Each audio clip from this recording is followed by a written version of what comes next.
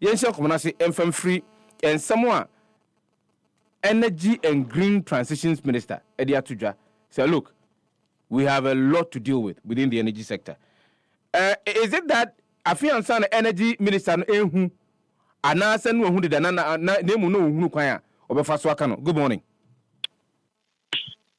Oh, I think that Kana or energy sector no, they are historical, and being a ranking member and as a deputy ranking member of the Energy and Mines Committee, the minister should be aware and expectant of these debts, because periodically, IPPs no issue more. Periodically, other power sector service providers issue more. Periodically, state institutions or more power sector no issue more. And not for any man, and he knows these debts. And since the more Zoom office, they've made various pronouncements on these debt issues, and they've allocated some funds for it in the budget to be able to defray some part of it. With a budget in mind, the Minister of Finance mentioned about 30 billion Ghana cedis in the write-up, but of appendix now they made about 28 billion Ghana cedis for the sector shortfalls. Second, so it's good for them to find ways a bit different. Say, Utie and some energy minister, energy and green transition minister, Eddie Tuja. Na wode kokwa fan say Sisiano a car ye day independent power producers. Ejina $1.7 billion in your cities. $1.7 billion, which is part of the broader $3 billion data our energy sector.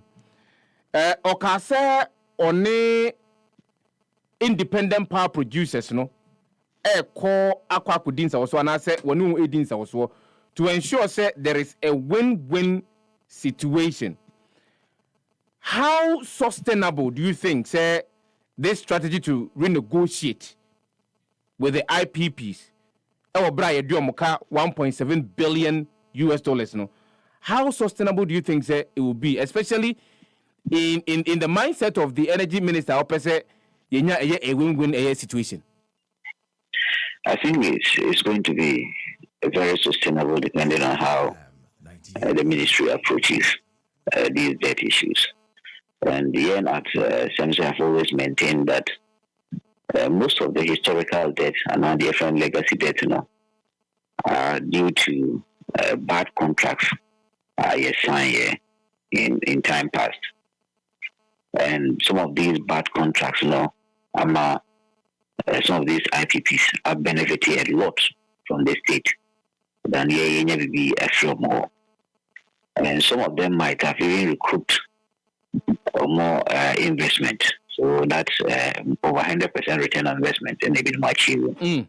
What they are likely going to take from Ghana in the coming years, surplus income and as an extra benefits or money because of bad contracts for my Ghana and your Musaye. So the time has come for us to be very frank with them. So in 2015, I signed contracts, and we signed them under agency or emergency. And because of say signed contracts, under agency or emergency, my Ghana nani etu nema be preso and equity. For example, the pricing of power in dollars, equity. Two, the over subscription of power generators, equity. Because at that time we had in excess of about 44% of what we needed. And the Biamekase power and tomatoes people must build the infrastructure, people must mobilize resources to be able to build this software infrastructure. And if you commit to say sign agreement, what it means is that produce power now, whether you're able to take it or you're not able to take it, you have to pay for it. And these are the contracts that are signed. So the $1.7 billion these are historical debt. They are not even the renewal debt and as a current debt now. These are historical due to some of the bad contracts we signed. Okay. So, most of the IPPs have benefited from us. It's good to say a negotiating. One, we need to be very open with them. So, I think they've benefited a lot. So, also some of the Sikana more expected from us is that they give us a time frame for us to be able to defray it, or maybe is that a more current dealing system, no? It was almost a system, no? Na Emma Efiva, the consumer, as the electricity end user. What is favoring the end user is favoring government, no? In the long run, it's also going to favor them because I say so. In the sense that some of these contracts were signed the time and not yet signed American contracts. But in America, Bay of my God, imagine we use the American approach in some of the contracts we signed earlier. And most of the companies were with us from Ghana. As a Ghana, we determine how we look at these debts, and then we also look at how we defray them. But because and because of that urgent situation, an emergency situation, and I'm on the so renegotiation is key. I think we need to renegotiate some of these contracts in terms of the pricing of it, and also in terms of some of the inputs at the moment. For example, fuel supply, we have to supply fuel for them. So what they just do is a render service, and service rendering should not cost us how much we are paying for. Another boy might me I defray some of these debts in the long run. And most important, apart from renegotiation, the sector must be also very efficient because even the ESLA in 2015, only about 70 to 75% of ESLA mobilized for the power sector and it goes to the power sector. All the governments that are they've defaulted. Since 2015, they introduced ESLA and they started, NDC one default to it, MPPs were default to it. So efficient management of resources, you may defray, and also the whole organizational culture of these state institutions in the past, especially the distribution companies, with a lot of impunity in how they manage national resources. And also, there was safe in because the America said, in a public sector, we don't benchmark them on performance. The only question so far as I can say, what you say, so the post, so the bonus, and you will see it. But you must begin to look at it from a very efficient managerial perspective. Because depending on because that's what the private sector does. But so beyond renegotiation of these IPP contracts, we need to be also very efficient. Efficiency will save us a lot of money, and this money could be redirected to areas of debt sustainability. Let's come up with a couple of scenarios. So the first scenario that is playing in my head is say energy ministry so ne IPPs tena say no more din so ana so ne omo renegotiate the kind of contractor buy no any omo na say omo ka say omo empene what happens to the legacy debt the energy sector? We have to pay for it because only one committee already. But I think that the time has come also even because the future, if we need a lot of power. Also, capacities are whether dependable capacity, whether installed capacity. I think that if demand of power continues between 7 and 10% annually, especially at the time of buying so the 24-hour economy bar, or also industrializing zones across the country with agri farms, or also digital hubs across the country. Also, some parks, technological parks, and other things across the country means that we need a lot of power. And if that implementation will be very effective and very sustainable, our power might be exhausted by 2026-27. Yeah, dependable capacity on we are likely going to exhaust it. And this is based on say 24-hour economy, industrialization, we find very serious. So if any serious are we exhausted. So new contracts will have to be signed. And the new contract we sign here, it means that some of these power producers may bid. This over bidding historically you could not support us in our drive to achieve energy security. Now hold us to ransom. Can't make a moving supply gas and answer the generating can because of the car. Future contracts as of mine will be very careful in how we deal with you, and at the time ministry number is going to be very open and very competitive, I'm sure they will bid, but others will be more competitive than you, and you'll be taken out. So I think that it is good for them to also say because the IPPs have made a lot from us than the value they've given us. It's good for them to say okay, they say that you support the name and development. So I think in the future it is likely going to affect them in terms of their investment in the country, because we may need a lot of power. And if you need a lot of power, and this year, we may not consider some of them in future when power capacities now are being considered to be installed. Okay? Media, they will not hold out. I don't think that some of them, I can't say IPPs now, but we I don't think they hold us ransom. But if they do, they will lose in future. How much do you think the renegotiation with the IPPs will cut off from the existing debt of 1.7 billion down?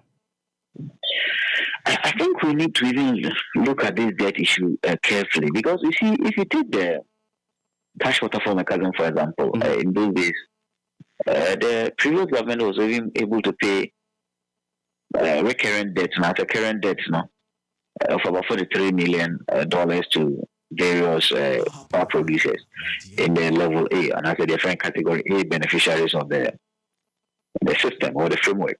But in this year, I think we have been doing well because this year your revenue mobilization drive is quite better than the previous year, and we realized for the first time about 1.4 billion. I think that was in the February or January invoices.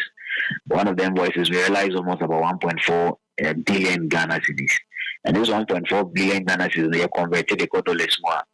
We are now paying some of the ITPs or the category A for Nabuma. We are paying them almost $56 million compared to 2024 and year around $43 million. So in terms of revenue mobilization, I think this government has done well. I will say and my year also means that we may be able to pay current debt and as a recurrent ones, while also missing part of the cash waterfall mechanism, and as the revenue mobilized through the sales of power to also settle some historical debt.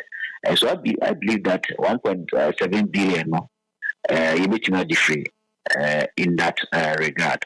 The second part also has to do with recent adjustment of electricity because the 27% yes, the tofu. I think that is because of debt issues. Mm-hmm. The second part is that they decided to move because there's some historical debt I will say it here because in the third and fourth quarter of 2024 and according to the PRC, which I disagree with them, they factored that into the new pricing of electricity. So it will mobilize it from the power sector and also the performance of the city. And so it will lead to some benefits because all the discovery in cities now converted the dollar more dollar to be able to defray some of these debts. So It's just about prudent and efficient management of your resources and mobilizing a crown. The last part is that about some the deal levy by is because of some of these debt issues. So if the deal levy is going to realize almost about 5.7 billion Ghana cedis, that's all they can. The already existing levies in one. It means that we are going to realize almost about 11 billion Ghana cedis. Now 11 billion Ghana cedis no converted the bar CD Mukrana who they converted dollar CD ratio. We are talking about 1 billion Ghana cedis. Dollars. We are talking about $1 billion. Yeah. The $1 billion, what it means is that you talk of 1.7 billion to IPPs, but only $1 billion between much free. Amanaka 700 million, whilst the power sector is also generating some income to also settle the 700. Whilst we also look at the broader 3 billion debt in the sector, which are caused by some gas supply contracts signing, which are also caused by some institutional inefficiencies and also affecting, which are also caused by some transmission debt. All these, in a broader context, say by next 2 to 3 years, we should be able to defray this debt because there are a lot of income streams this debt within the shortest possible time. But we see that because politicians and government state actors always want to find a way to mobilize a lot of resources from the people. So once someone somewhere will continuously mismanage it and come to us to pay more. Yes, idea. I think that in the next 2 to 3 years we should be able to defray this debt and then make sure that the power sector is very sustainable and energy secured. There are a couple of questions that won't be trimmed, but maybe standing in I'm not sure if we will end the conversation today. If you are to look at acquiring fast generating revenue over a period of time, particularly within the energy sector, just as you've mentioned, and yet efficient enough. Especially with the power distributors, yaka ECG and wasem several times. I remember there was a point in time, many didn't come and say, has it gotten to a point in time where see me privatize the electricity company of Ghana and I say a portion of its operation. D-levy ya de buy say ya de kwa kutia a car ya bo ediato, especially with electricity generation and as power generation Now, how confident, because you mentioned that per the projections are for Afinun Konavi, now we are reckoning some 5 billion a year Ghana cedis. How confident are we that indeed we'll be able to generate a year $5 billion? Aside that, what other means of revenue generation and you betting I institute to deal with the legacy debt away the energy sector? No? So, the fuel side, I think the amendment, which is 1135, which is the energy sector shortfall and debt repayment levy. Now, it is going to give us more than 5.7 billion now. I've stated it that it's going to give us about 11, between 10 billion to 11 billion Ghana cedis. And the fuel sector, and as a petroleum sector, downstream, is a well assured sector in terms of mobilizing revenue to defray debt because these levies are based on consumption. And a country and diversify your transport sector. Your transport sector not solely depends on fuel. Until they use fuel. Until we use fuel, and then I will be here. And fuel consumption for some time now is on the rise, increasing year on year. Until increasing year on year, now it's also revenue cry swana echo. The economy dear, Ubenya Canadian Kutia. But as I indicated earlier, historically, if you look at the ESLA, the mobilizations and utilizations, there's always a gap. Until we mobilize but utilization deficiency because Sikana Wajinu Fadinanko. That is one. And why is that? Why is that the case? Before you even move on to two, why is that the case, or why has that been the case over a period of time now? Because Minister of Finance over the years, they don't prioritize the power sector. Let me use that word. They don't prioritize the power sector. Two, the ministry is benefiting from the debt situation of the sector because even ESLA 899 2015, it had a sunset clause. And the sunset clause was that in by 5 years or so, we should have been done paying the debt. So tier debt now Bano Bekase tier about 4 Ghana cedis, 25 pesos of fuel as well. So we intentionally trade the debt so that we can continue to levy the Ghanaian. And it's kind of in Tiana, but the utilization has been a problem because so we can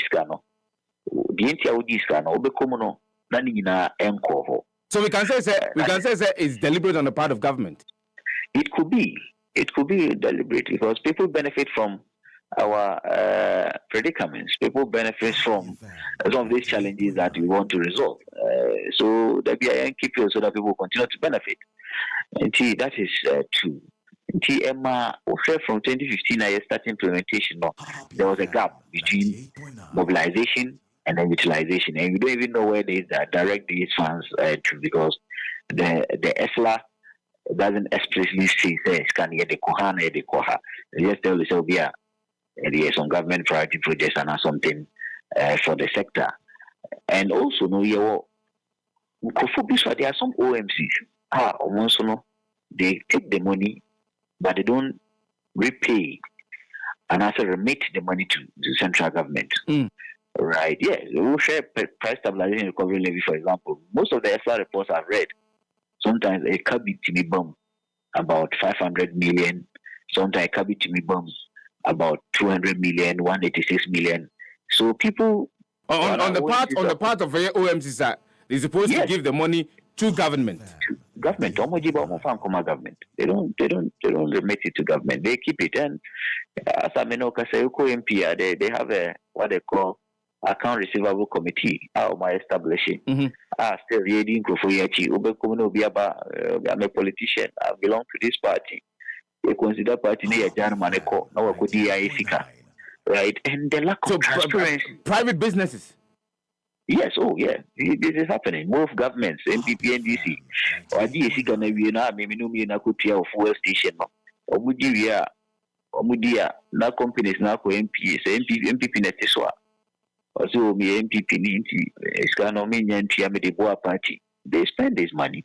And this is whereby some of them the same thing. They also go and then we also in these people.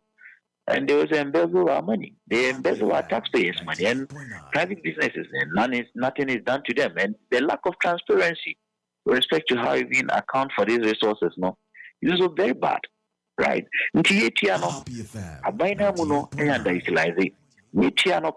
companies are buying now for and so emphasis can come buying almost and nothing is done to them.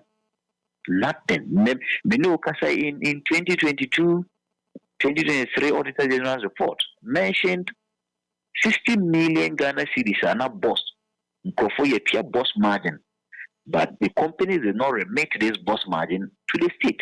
But they are prosecuting. Could be original court. I will face any court challenge, but me no TSS can. So it's also a problem. And yes, Anka. We could be able to mobilize in the medical culture based on the 11 billion Ghana cedis we are realizing, based on the performance of the city against the dollar. I think by next 2 years, we should be able to defray this industry debt of 3 billion. The issue, because then if the power sector is doing well in terms of revenue mobilization, what it means is that it could be able to take off the recurrent debt and as a recurrent expenditure. If you're able to take care of the recurrent debt or expenditure, what we have to do is the historical, and historical the D-levy or the new amendment will take care of it. Some surplus income from the income mobilization by the discourse, also take care of some of them, and maybe government also finds other revenue sources to also offset this debt so that my sector no are very free of debt and very very energy secured by 2027 there on. Na aboyen, but so far as the enemy say buying a big person of a crime is there will continue to be these inefficiencies, and then they'll come to us to mobilize a lot to go and defray, and we shall continue to medical, especially a buy with crown amendment, 1135, one first answer close beyond so, and John finds which means you are likely going to pay it in perpetuity because it also becomes another source of revenue streams for government. And, every year you must pay, and fuel no is inelastic. So that's a better way of mobilizing revenue for state. Until maybe people begin to diversify the transport sector using EVs, electric vehicles, using compressed natural gas, CNG. People begin to use a lot of LPG for transport sector. No, so far as obey to fight products, petrol and diesel there, obey these levies, and they must know that, especially at the time that government now or diversify the transport sector, at the time that government now or diversify the energy mixes to add more of renewable energies or transition energies, also who say a group microphobia and use fuel medium, so ultimate tax fuel and the so I was say also share say by that time all the legacy debt recurrent debt and your legacy debt recurrent debt it makes your electricity very affordable, it makes your industries very competitive locally, regionally, or on the international market. I was just going through some data. I realized ECG by the end of June. She got to me to me by some 47.3% as a revenue kakra to Miaba, and this is attributed to what they describe as efficiency within a revenue mobilization and as a operational efficiency. ECG Edi Egu Akwamu. ECG has been in the news for some time now, and I think that I need to bring back the question as to where ECG stands now. What do we do to ECG? And what's here to ensure say it continues to provide the required services here. So I think the ministry is clear on that, and they've taken the part of involving private sector participation in the management of ECG. And I don't know, Mafa, because that's the position of government. I think that we just have to adapt best practices. We just have to ensure that there's no political interference in the selection process of private participants. We just have to also ensure that the private participants coming in are going to inject the liquidity needed. They are going to inject the technology needed. They are going to inject the knowledge and human resource needed to ensure full revenue mobilization potential of the sector. Yes, you do 95% revenue mobilization. So you do sounds well, and it means that all these resources are about the human, the capital, the technology must also be of best standards to ensure that a better value for money for some of these contracts are signed. Because in our context, mostly near the principle, but the practice. And because the principle is that yes, if you involve private sector participation in the management of ECG, I very optimal. I remember very efficient. I remember new organizational culture of discipline and very transparent in the management of their resources. But that is the principle in books. By a practice of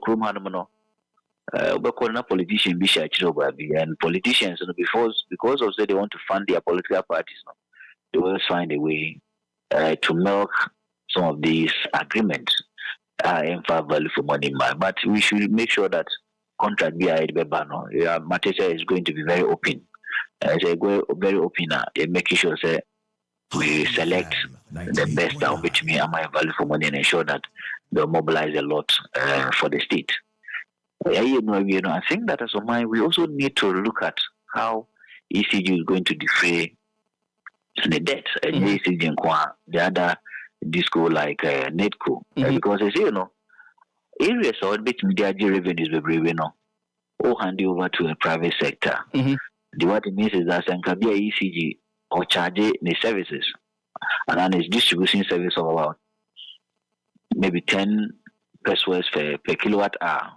And try all the revenue mobilizer and a bit cheap.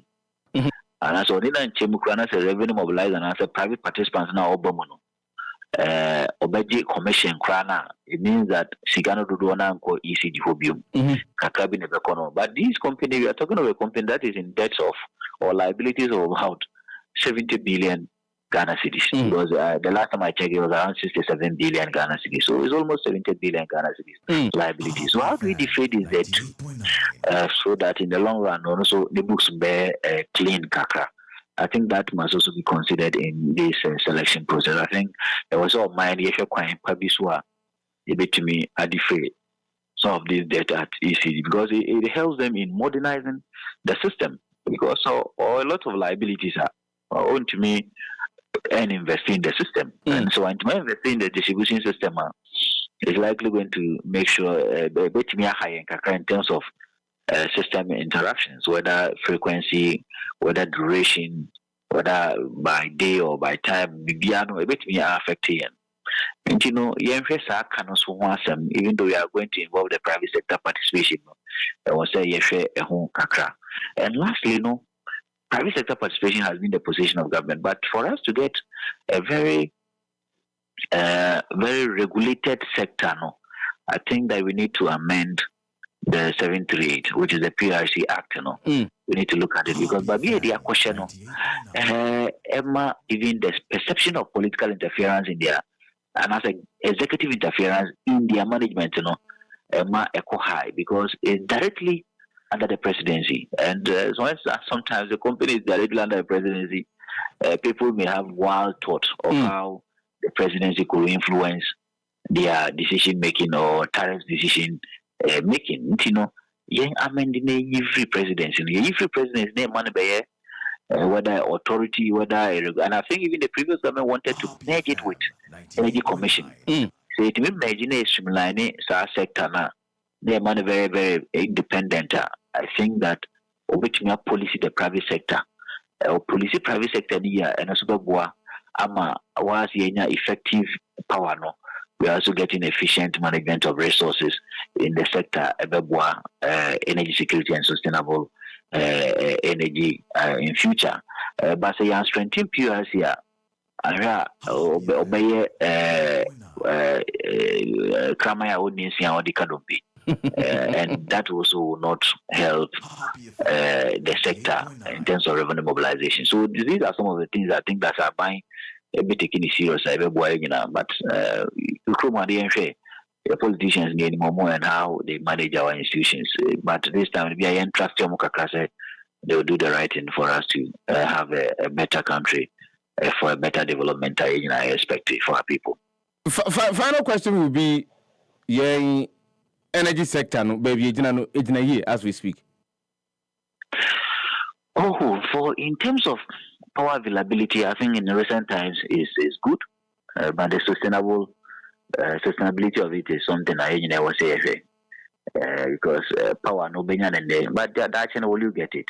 But I think the sustainability of it is what the conversation should be. That yes, we have stable power today, but how sustainable will it be in the next 2 to 3 years, in the next 3 to 4 years, in the next 5 years, in the next 6 years?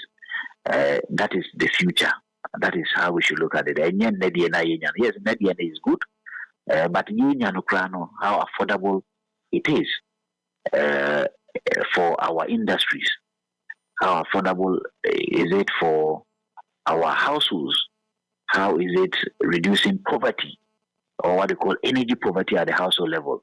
How is it making our industries very competitive within the ASTA region, within the world region, how our products being competitive. And the competitiveness of your product depends on energy, how affordable energy is, which is scripted in the Sustainable Development Goal 7 of affordability and clean energy. So this should be the principle of our state actors in the power sector. Say, yeah, my energy no, and very affordable because say very affordable. It promotes growth, especially industrial growth. Say very affordable. It reduces poverty. And was a yes. Normally, accessibility is good. We've done well. We are in excess of 80%, one of the highest in Africa. Yeah, true. But your focus should now be how do we make our energy very affordable for our industry so that industrial affordability be promote to a lot of industrialization, and that industrialization will lead to a lot of job creation, and job creation will reduce unemployment for most of our teen youth. And I think that we can use energy to drive investment. We can use energy to drive industrialization. We can use energy to drive reduction of unemployment. And that should be that focus, a cross-sectorial plan between the finance ministry and also the trade and industry ministry, as well as the energy ministry. So that, okay, me, I'm the energy minister. I'm going to make sure that our power becomes very affordable. When it becomes very affordable, the trade ministry, how do you ensure that the affordability of the power will attract a lot of investors into manufacturing in our country? The Minister of Finance, what incentives are you putting in place to ensure that investment ready by investors will benefit from it at the end of the day?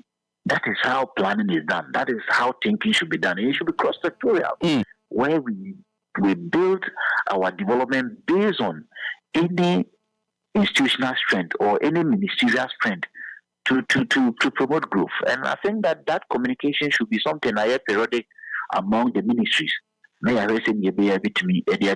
if ministry be a standalone ministry, be at the end of the day, I think that we may not get the best out of some of the decisions we are taking. And that is why historically we've never had some of the best out of the decisions we take, because we are and we don't even see them as partners of development. The moment we begin to see them as partners,